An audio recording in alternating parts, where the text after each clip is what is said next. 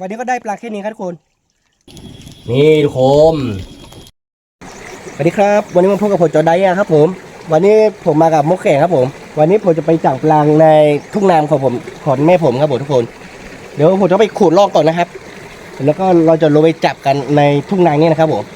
ดูกันว่าเราจะได้ปลาหรือเปล่านะครับตัวนี้ก็คือผมเห็นปลาหางแดงเยอะมากเลยครับผมทุกคนผมการมุ้งไว้แล้วนะครับผมตรงที่น้ำลงเนี่ยผมการมุ้งไว้อย่างดีเลยครับผมแล้วก็ผมจะขูดลอกให้น้ำมาฝั่งนี้ครับผมแล้วก็ผมจะจับปลากันเราดูกันว่าเราจะได้ปลาหรือเปล่านะครับเราจับกับ2 คนเราก็น่าจะได้นะครับผมเราดูกันนะครับผมไปกันเลยก็นี่ทุกคนเราจะทาลอกน้ำตรงนี้ครับผมเดี๋ยวขอทำลอกน้ำก่อนนะครับเจอกันตอนที่เราทำเสร็จครับผม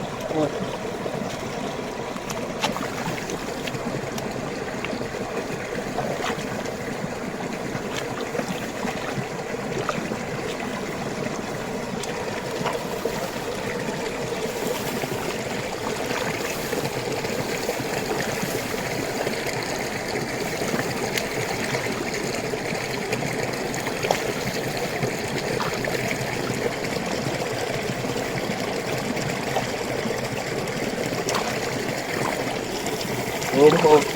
เรากำลังทาลอกน้ำแบบนี้ครับ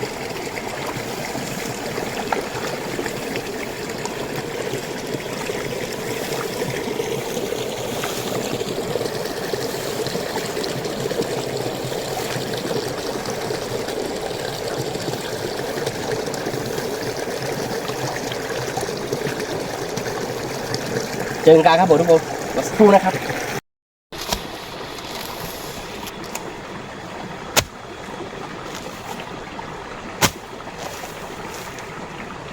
นี่ทุกคนเราให้น้ำมาทางนี้ครับโอ้ยอย่าให้น้ำลงทางนี้อีกทางนึงครับที่ผมทำมือไว้ครับผมจะให้ปลาโลอีกทางนี้โอ้โอ้มีก้อนหินลูกใหญ่ครับ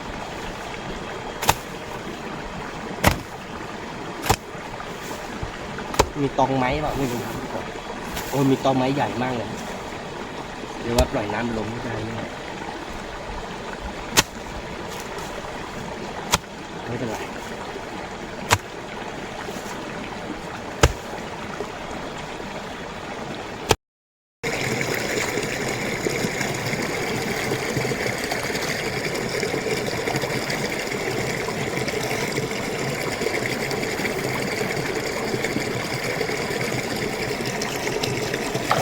กว่ามาขึ้นเลยมาโรน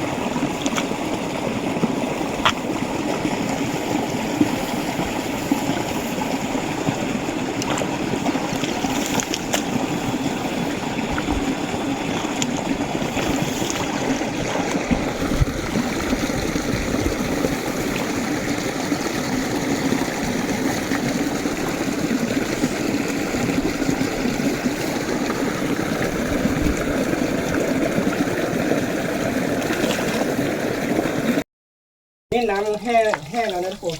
เราจะจับปลากันฮะอันนี้คือผมไปจับมาหลายที่แล้วแต่ยังไม่ได้นะทุกคนปลาน่าจะขึ้นมาอยู่แถวนี้ไม่รู้ว่าเราจะได้หรือเปล่าวันนี้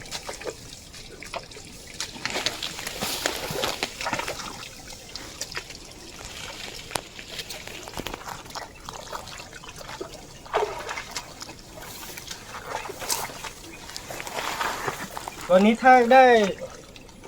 2-3 ตัวก็พอแล้วนะทุกคนวันนี้หาไม่ได้เลยครับปลาเยอะมากเลยครับแต่ว่าผมทำที่กักน้ำแล้วก็น้ำมันไม่แห้งครับทุกคนทำที่กักน้ำไม่ใหญ่ครับขึ้นมาดูตรงที่น้ำแห้งนะครับ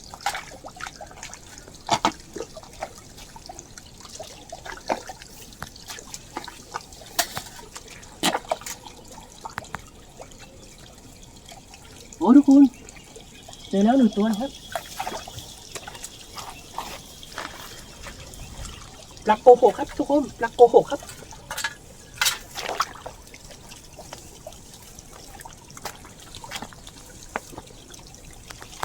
ได้อีกตัวหนึ่งครับผม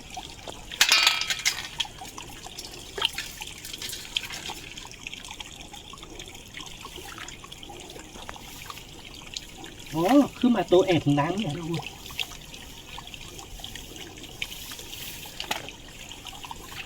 ได้2 ตัวครับปลาหางแดงครับทุกคน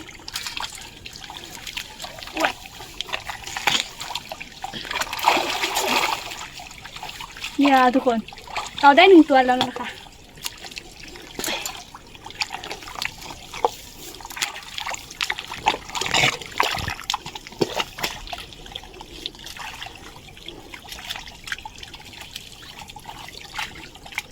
พวกเราได้ปลาหางแดง2 ตัวเลยนะคะปลาหางแดงครับทุกคน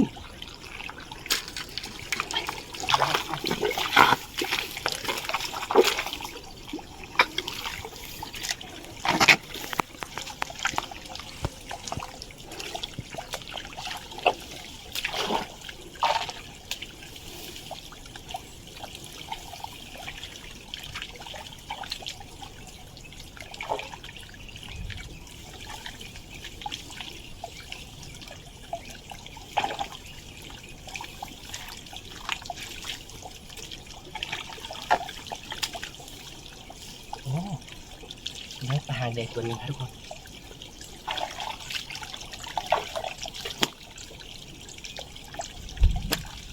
นดู2 ตัวเลยทุกคน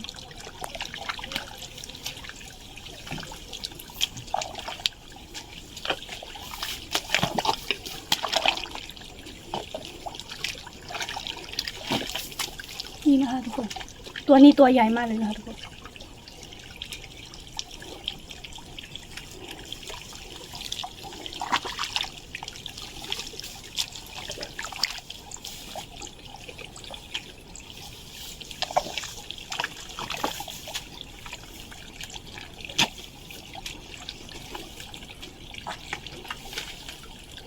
หอยเชอรี่เยอะจัด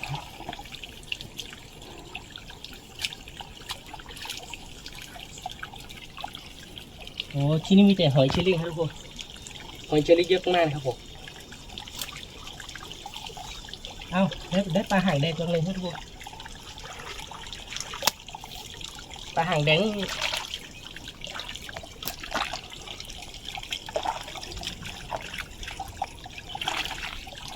ีกตัวนึงครับวันนี้ร้อนมากเลยครับทุกคนจับอยู่ตั้งนานครับเพราะว่าที่เราทำที่กักน้ำข้างล่างเนี่ยน้ำมันเยอะมากทุกคน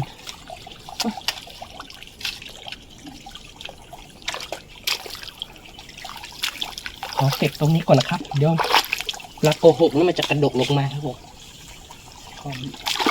เราไปจ่าอีกสักพักหนึ่งถ้าไม่ได้ก็ไม่เป็นไรครับผม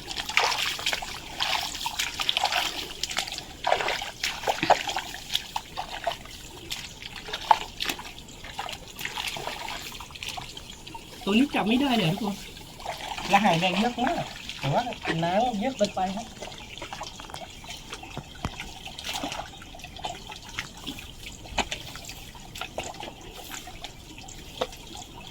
ก็ต้องเปลี่ยนทีอาร์กันนะครับน้ำเยอะเกินไปฮะ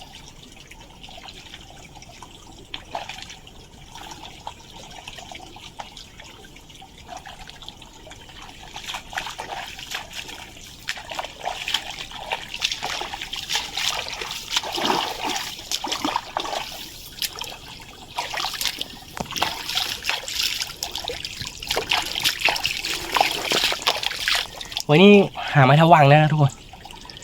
เหนื่อยมากเลยครับได้แค่นี้ครับได้ไม่เยอะเลยครับทุกคน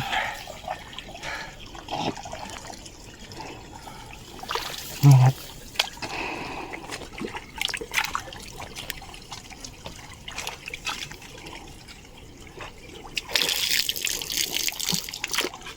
ได้แค่นี้ครับทุกคนปลาหางเดือน1 2 3 4 5 6 7 8ปลาหางเดือน8 ตัวแล้วก็ปันโกหง5 ตัวนะครับทุกคนนี่ครับทุกคนวันนี้ก็ได้ปลาแค่นี้ครับทุกคนปลาหางแดง8 ตัวปลาโกหง5 ตัวแล้วก็เราจะไปย่างกินกันนะครับทุกคนมาดูกันว่าวันนี้มันจะอร่อยขนาดไหนครับผมเราไปย่างกินกันนะครับเจอกันตอนย่างกินนะครับทุกคนไปกันเลย นี่นะคะทุกคนเราล้างเสร็จแล้วนะคะ ไปดูกันว่าจอดากองไฟเสร็จหรือยังนะคะทุกคน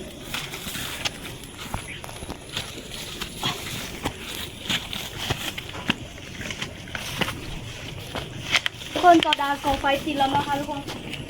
เราจะย่างปลากันแล้วนะคะทุกคน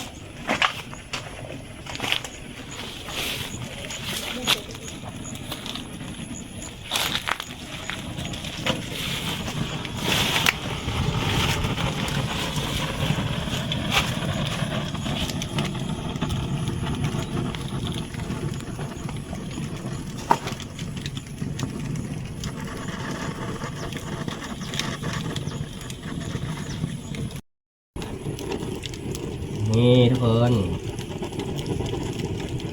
อร่อยแน่นอนครับทุกคนมีข้าวโพดให้กินด้วยนะครับ แต่ตอนนี้คือข้าวโพดยังกินไม่ได้ครับลูกยังอ่อนอยู่ครับผมถ้าลูกแก่งแล้วก็คือกินได้ครับขอบผมเองครับทุกคน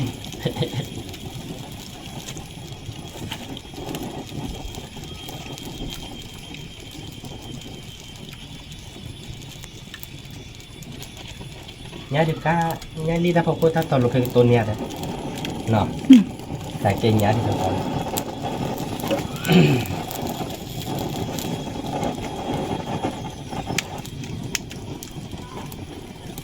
โอ้โหเต็มเลยครับทุกคนเต็มเลยครับโอเคนี่ทุกคนเต็มเลยครับถ้าหางเดถ้าโกหกครับผมอร่อยแน่นอนครับทุกคน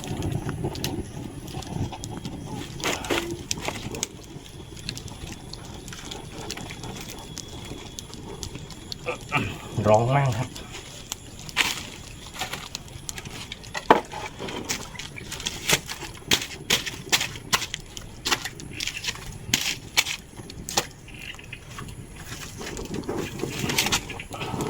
ฝั่งนู้นก็ใช้เปลวไฟฝั่งนี้ก็ใช้ขี้เถ้าขี้ถังครับทุกคนมันจะได้สุดไวๆครับทุกคนอย่ากิ้งนะครับผมโมเข็มสาวอะไรไม่อยาก ตอนนี้อยากกินแล้วทุกคน อยากกินผมก็อยากกินนะทุกคนวันนี้เรามากับโมเขก็ตั้งแต่เช้านะครับทุกคน ตอนนี้ก็ไม่รู้กี่โมงนะฮะพระอาทิตย์ใกล้จะตกดีแล้วทุกคนหามาทั้งวันนะฮะการหากินกับทางบัญชาก็มีได้บ้างไม่ได้บ้างก็เบ็ดนี้แหละนะครับทุกคนเชื่อว่าจะได้ทุกครั้งนะฮะนี่เราหางตั้งแต่ข้างล่างนู้นทุกคนที่มีโต๊ะตังอ่ะเราทานที่ก้านแต่ที่ก้านมันพันฮะขึ้นไปนู้นนะครับผมตัวไรเขาพงนู้นนะครับผมขึ้นไปสุดนะฮะไปได้ต้นเขาเรียกว่าอะไรอ่ะขอเบสอ่ะโหเรียกไม่ถูกที่นานหนึ่งรู้แล้วแต่ว่ามันเป็นนี่ทุกคนจุดสุดท้ายอ่ะเราไม่ได้ฮะ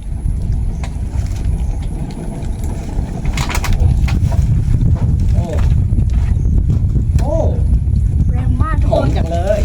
หอมมากเลยทุกคนหอมมากเลยครับผมทุกคนโอ้โหไฟแรงแบบนี้ดีเลยครับทุกคนใกล้จะสุกแล้วดูครับทุกคนหน้าตังใกล้จะสุกแล้วครับผม ใกล้จะไหม้ อร่อยแน่นอนครับเอ้าแม่ปอกก็มาไปทุกคนมีแม่ปอกตัวนี้นะ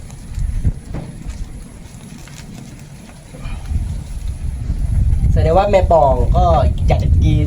ปลางที่ลองย่างเหมือนกันนะครับทุกคน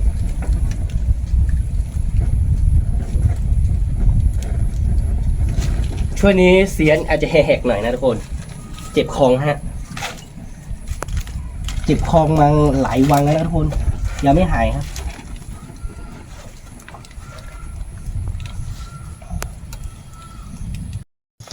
นี่ทุกคนใกล้จะสุกแล้วครับทุกคนใกล้จะสุกนะครับรออีกสักพักนึงครับทุกคนกินด้วยกันนะครับแล้วก็ตรงนี้ก็ฟันมืดมากนะครับทุกคนแต่ฟันมืดก็ไม่เป็นไรครับเราย่างกีใต้กับเต้าแบบนี้สบายๆนะครับฟันมืดแล้วก็ฟางร้อนด้วยครับทุกคนถ้าแบบว่าไปย่างกีในที่โลกๆเนี่ยคนน่าจะไม่ป่องนะทุกคนอ๋อโอ้เดี๋ยวมันจะเละเลย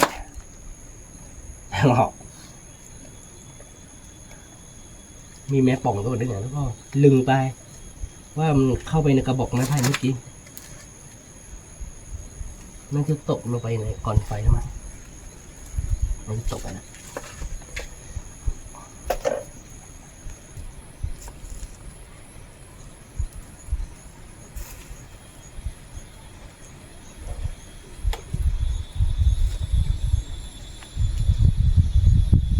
นี่ทุกคนตอนนี้ปลาสุกแล้วครับอร่อยแน่นอนครับทุกคนหน้าตาน่ากินไหมครับทุกคน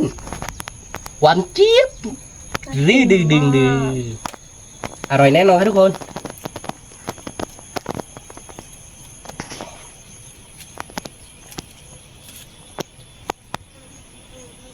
นี่ครับ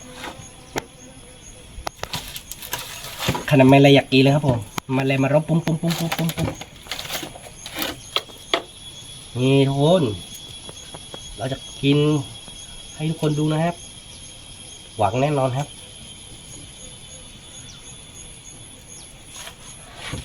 เอาตัวไหนเลือกมาเลยครับผม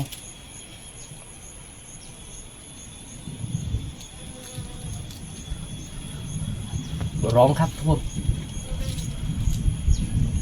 ร้องมากทุกคนตัวใหญ่เบิ้ล นี่ครับทุกคน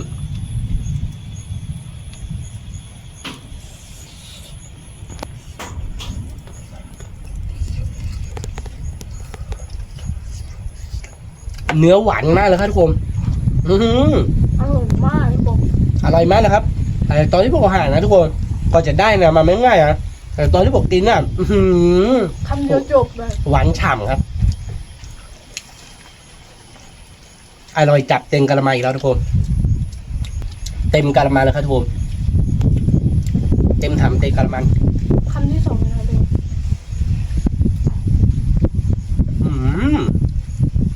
เกิดกินไม่ธรรมดาเหมือนกันนะครับทุกคน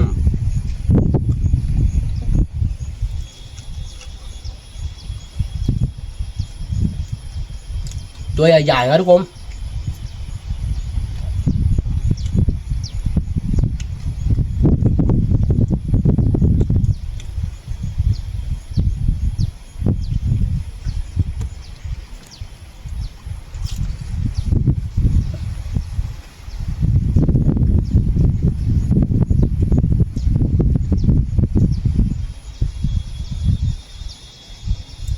ร้อน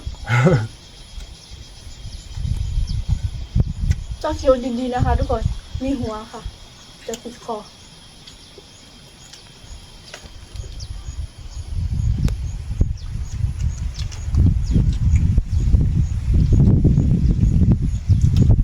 นี่ครับทุกคนปลาโกหกผมไม่ได้โกหกอร่อยมากครับเสียฟ้าร้องครับทุกคน ผมได้ตัวแล้วทุกคนฟ้าร้องเสียดังมากนะครับผมแต่เรามากินใต้กระเต้าแบบนี้เราไม่กลัวอะไรครับถ้าไปติดที่ลบๆนี่เราก็กลัวฟ้าผ่านะทุกคน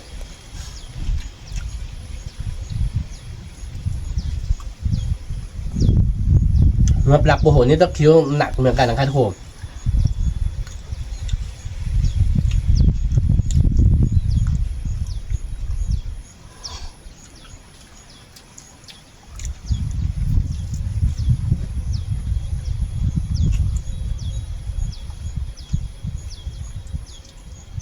เ เราจะกินหัวกันนะคะทุกคนหัวอร่อยมากทุกคน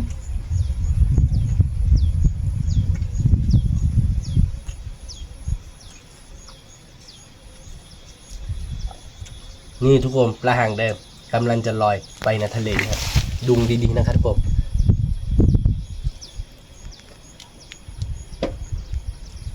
นี่ทุกคนคำเดียวนะคะทุกคนอร่อยมากถ้าเร็วกว่าผมเนี่ยถ้าเลยตัวรุ่ยนะครับทุกคนที่ยังไงมันก็ไม่เต็มครับไม่เคยเต็มเพราะเรากินเยอะอยู่แล้วทุกคน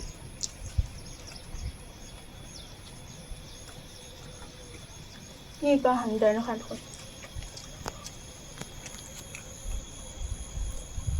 นี่ทุกคน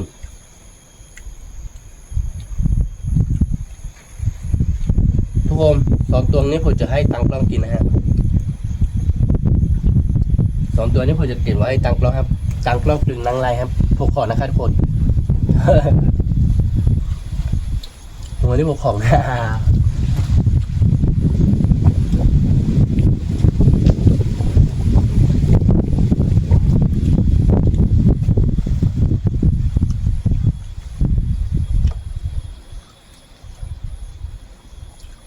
เราจะกินคำเดียวเลยนะคะทุกคนอร่อยมากต้องคำเดียวแบบนี้เลยค่ะทุกคนจะอร่อยที่สุดอร่อยมากทุกคนนี่สม1 ตัวครึ่งนะครับทุกคนตัวใหญ่ๆนะครับการนำลอยไปนะครับผม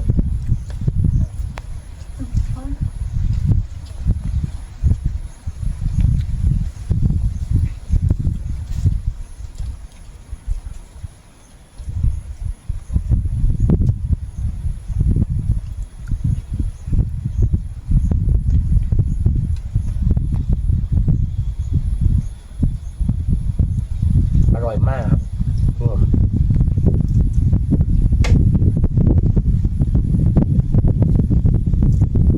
ว่าในทุ่งนามีปลาไหมมันก็มีอยู่นะครับทุกคนและจับไม่ทันครับน้ำมันกว้านเกินไปครับ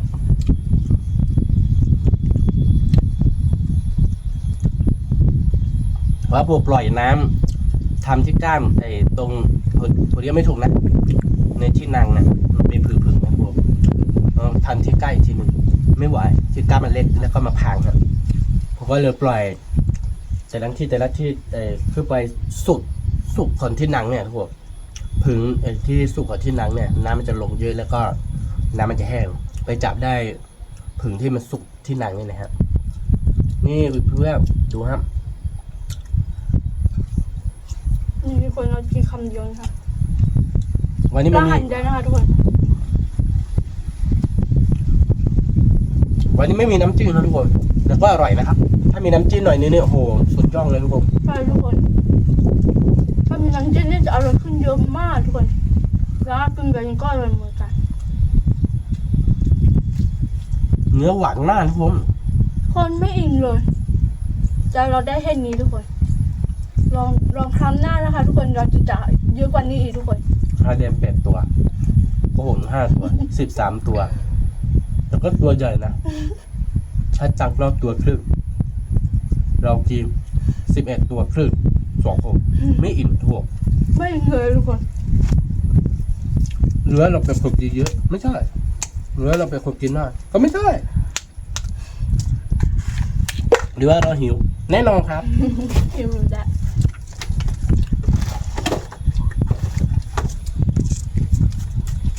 แล้วต้องดับไฟก่อนนะทุกคนเดี๋ยวไฟไหม้ กระต้อมนี่เรียบร้อยนะฮะ